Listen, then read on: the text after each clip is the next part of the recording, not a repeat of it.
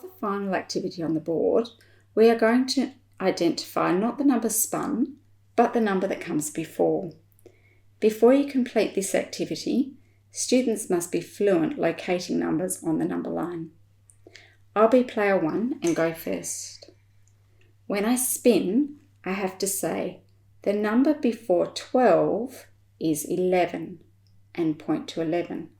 Karis is going to place the block to check. You're correct.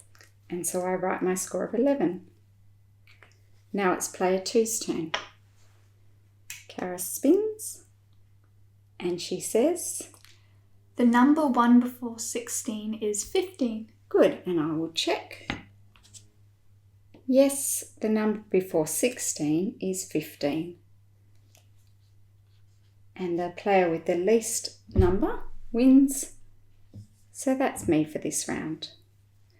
Now it's your turn.